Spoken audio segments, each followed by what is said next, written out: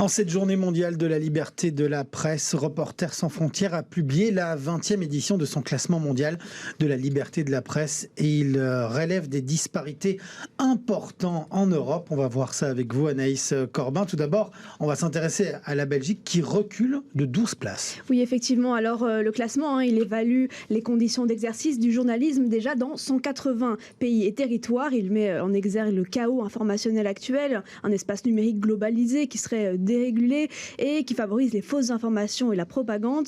Alors il y a 28 pays, soit un nombre record, qui sont en situation très grave en termes de liberté de la presse. La situation est jugée bonne dans seulement 8 pays et plutôt bonne sur 40 pays, dont la Belgique cette fois. Alors notre pays était à la 11e position l'année dernière et effectivement, comme vous l'avez dit Jim, aujourd'hui en 2022, on est passé à la 23e place, donc un recul de 12 places. Pavov Salaïv, responsable du bureau de l'Union européenne de Reporters sans frontières, nous explique pourquoi. Cette chute de la Belgique est due à la progression des autres pays, comme par exemple la Lituanie. Et enfin, ce qui se traduit en Belgique, entre autres, c'est bien sûr de la situation sur le terrain. Les journalistes belges ont connu de nombreuses attaques, intimidations, menaces de la part des manifestants contre les mesures sanitaires pour combattre la pandémie du Covid-19. Par ailleurs, les journalistes femmes, les femmes journalistes sont régulièrement menacées en ligne. Et il y a aussi un problème qui est peut-être reculé en 2021 par rapport à 2020, de violences policières.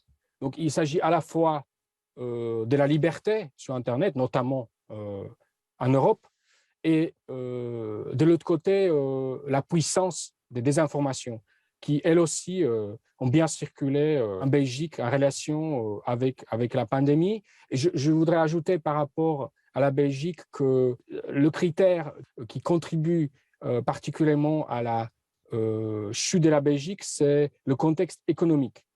Des retombées économiques de la crise du Covid sur les médias belges, d'une part, et d'autre part, aussi la concentration des médias qui fonctionnent en même temps sur deux marchés relativement séparés.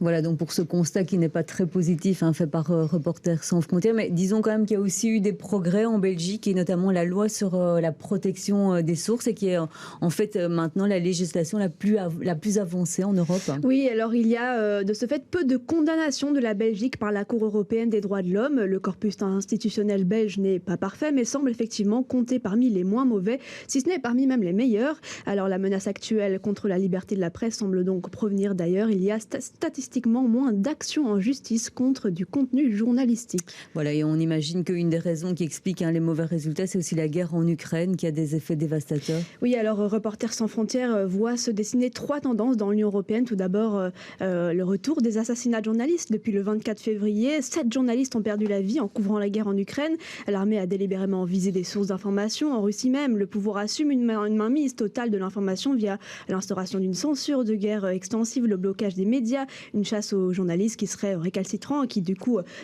partent vers l'exil. Et pour l'organisation, le fait que les institutions européennes ont interdit des médias diffusant la propagande russe sans cadre juridique approprié risque d'être un prétexte pour les mesures de rétorsion à l'égard des médias européens. Et enfin, certains gouvernements ont durci des mesures liberticides à l'égard des journalistes, en particulier dans les pays de l'Est. Et Reporters sans frontières déplore également, on en a parlé aussi ici à BX1, que le Royaume-Uni ait ouvert cette année la voie à une extradition aux États-Unis du fondateur de Wikileaks, Julian Assange. Alors pour le secrétaire général de Reporters sans frontières, il est urgent de promouvoir un New Deal pour le journalisme et d'adopter un cadre légal adapté avec notamment un système de protection des espaces informationnels démocratiques. Merci beaucoup Anaïs Corbin d'être venue en plateau nous donner toutes ces explications. Et on va continuer à parler justement de liberté de la presse puisque c'est ce 3 mai, donc journée mondiale de la liberté de la presse, que 7 médias belges francophones ont choisi pour lancer Kiosque. C'est un collectif de médias belges belge, francophone et libre. C'est comme ça que c'est présenté.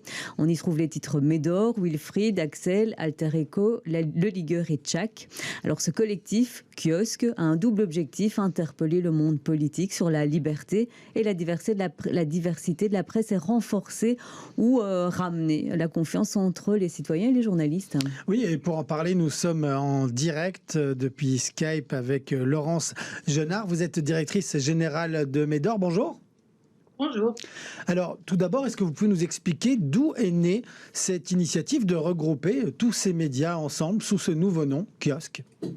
Oui, l'initiative est née de façon tout à fait informelle après d'ailleurs une activité de l'AJP et donc on était l'un à côté de l'autre dans les stands et on s'est dit c'est intéressant de travailler, de faire quelque chose ensemble, notamment pour les deux objectifs qui viennent d'être rappelés, donc à la fois plus un plaidoyer vers le politique pour réinsister sur l'importance de la presse indépendante et de toutes les initiatives médias, et d'autre part aussi pour unir nos forces, pour jouer sur certaines économies d'échelle, notamment par rapport à la visibilité ou la diffusion.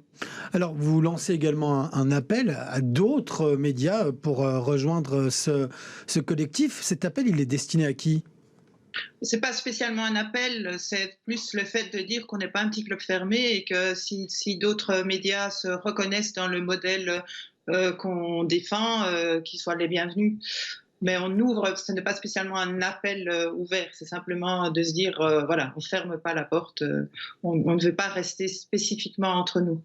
D'accord, il y a eu un objectif de se faire entendre en tant que groupe. Est-ce qu'il y a des projets qui vont plus loin également, plus de partenariats, d'échanges, de proposer des abonnements communs pour tous ces différents médias ?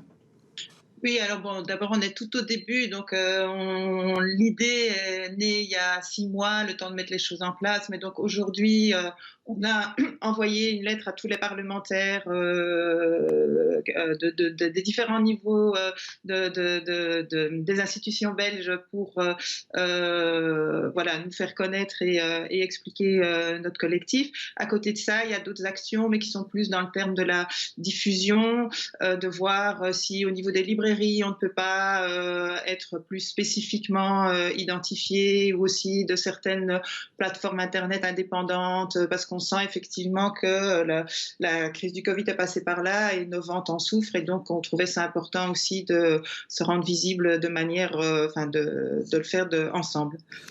Eh bien, merci beaucoup Laurence Genard d'avoir été avec nous. Je rappelle que vous êtes donc directrice générale de Médor et que vous faites désormais partie de ce collectif de médias francophones qui s'appelle Kiosque. Merci beaucoup d'avoir été avec nous.